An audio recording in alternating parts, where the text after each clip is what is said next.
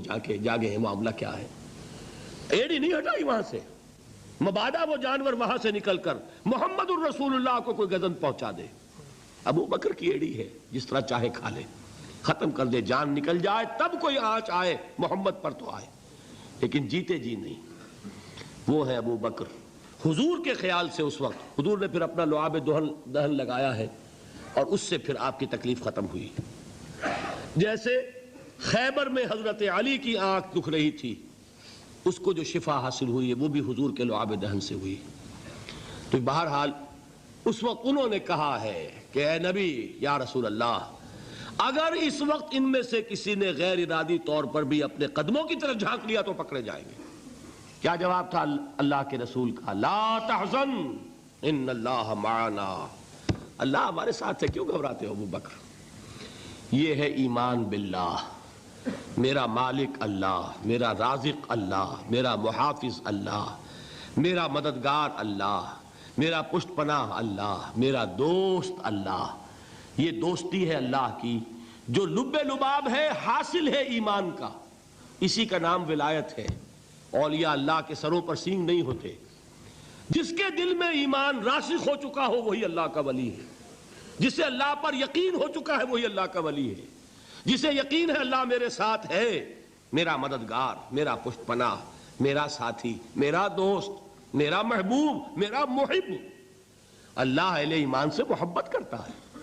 واللہ یحب الصادقین، ان اللہ یحب الذین یقاتلون فی سبیلہ صفا کانہم بنیان مرصوص۔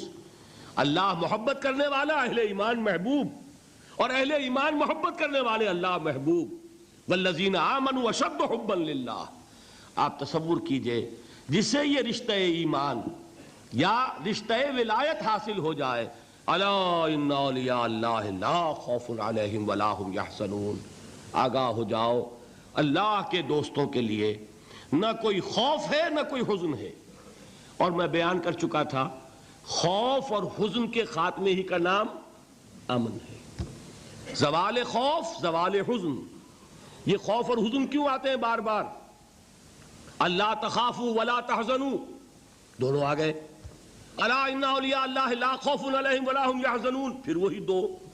وہ کیوں ہے؟ خوف ہوتا ہے کسی مستقبل کی بات کا، یہ نہ ہو جائے، وہ نہ ہو جائے، یہ نقصان نہ پہنچ جائے، یہ تکلیف نہ ہو، یہ غضب نہ آ جائے، خوف ہے مستقبل سے۔ حزن ہے یہ کیوں ہوا، یہ نہیں ہونا چاہیے تھا، یہ میرا فلاں چیز میرے ہاتھ سے جاتی رہی ہے، فلاں موقع نکل گیا، اب بیٹھے ہوئے ہیں اندر ہی اندر کڑ رہے ہیں، صدمہ ہے اور رنج ہے۔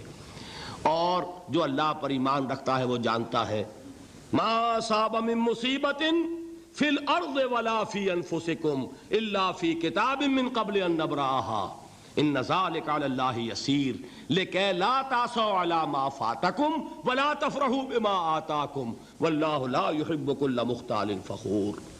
اس زمین میں یا تمہاری جانوں میں کوئی تکلیف، کوئی مصیبت نہیں آ سکتی سوائے اس کے کہ جو اللہ نے لکھ دی ہو، اس سے پہلے کہ وہ ظاہر ہو۔ جس کو یہ حقیقت معلوم ہو گئی اس کو یہ طرز عمل اختیار کرنا چاہیے، جو چیز چھن جائے، جاتی رہے، چھوٹ جائے، اس پر افسوس نہ کرو۔ کس نے چھینی؟ دوست نے۔ دوست کے فیصلے پر شکایت، دوستی کو بٹا لگا رہے ہو، سرے تسلیم خم ہے جو مزاج یار میں آئے۔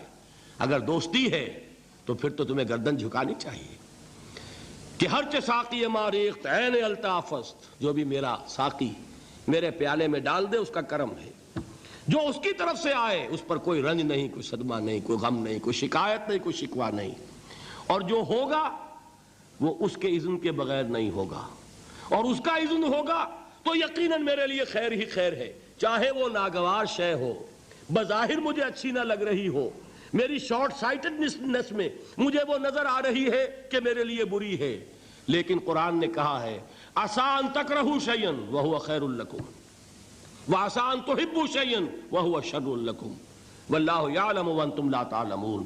ہو سکتا ہے تم کسی چیز کو ناپسند کرو درحال کہ اسی میں تمہارا خیر ہو، اور ہو سکتا ہے تم کسی چیز کو پسند کرو درحال کہ اس میں تمہارا شر ہو۔ اللہ جانتا ہے، تم نہیں جانتے۔ جب مجھے یہ بات معلوم ہو گئی میں نے اپنا معاملہ اللہ کے حوالے کیا۔ سپردم بے تو مایا خیشرا تو دانی حساب کم و بیشرا، اے رب جو تو چاہتا ہے وہ ہو۔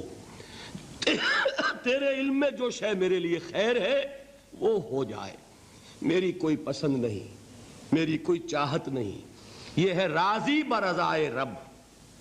اکبر الہ آبادی نے اسے کہا ہے رضائے حق پہ راضی رہ، یہ حرف آرزو کیسا؟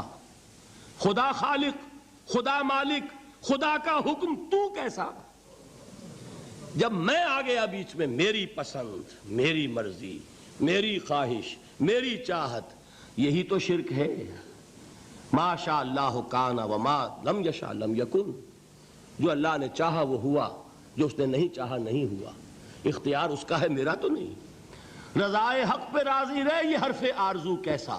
خدا خالق، خدا مالک، خدا کا حکم تو کیسا؟ اقبال نے اسے کہا ہے فارسی میں، اب آپ کہیں اس کا ترجمہ بھی کرو تو وہ مجھے ذرا اس وقت کچھ بہت ہی بدذوقی کسی بات نظر آئے گی۔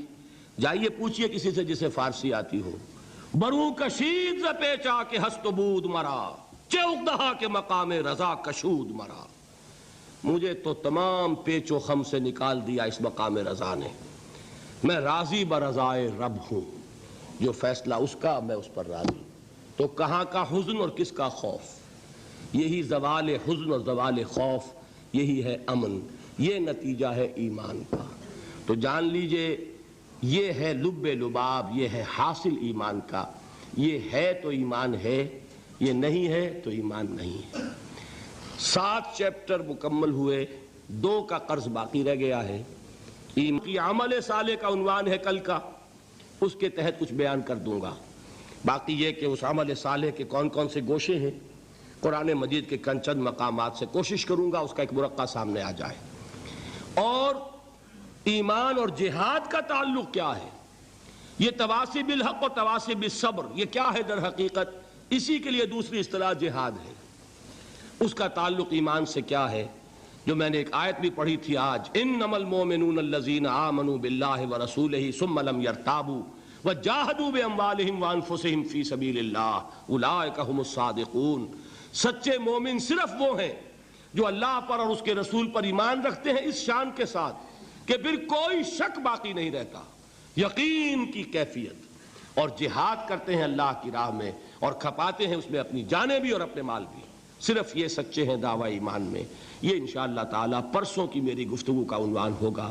اللہ سے دعا کرتا ہوں کہ آج ایمانی حقائق سے متعلق جو کچھ بیان ہوا ہے، اللہ تعالی اس حقیقت ایمان کے اعتبار سے ہمیں بھی اس میں سے کچھ حصہ عطا فرمائے۔ میں نے ابتدا میں جو دعائیں مانگی تھیں ان میں یہ دعا بھی تھی، اس لیے کہ صحابہ کرام کے بارے میں سورہ حجرات میں یہ الفاظ آئے ہیں، وَلَٰكِنَّ اللَّهَ حَبَّبَ إِلَيْكُمُ الْإِيمَانَ، اے محمد کے ساتھیوں، اللہ نے تمہارے دلوں میں ایمان کو محبوب کر دیا ہے، وَزَيَّنَهُ فِي قُلُوبِكُمْ، اور اسے تمہارے دلوں کے اندر جاگزیں کر دیا، راسخ کر دیا، مزین کر دیا، سجا دیا، تمہارے دلوں کو منور کر دیا ایمان حقیقی سے۔ وَكَرَّهَ إِلَيْكُمُ الْكُفْرَ وَالْفُسُوقَ وَالْعِصْيَانَ، اور کفر اور فسق اور معصیت سے تمہارے اندر نفرت پیدا کر دی۔ تو اللہ تعالی ہمارے دلوں میں بھی ایمان کو داخل فرمائے۔ اللہم حبب الینا الایمان وزینہ فی قلوبنا وکرہ الینا الکفر والفسوق والعصیان واجعلنا من الراشدین۔ اللہم اجعلنا من الراشدین، اللہم الراشدین، آمین یا رب العالمین۔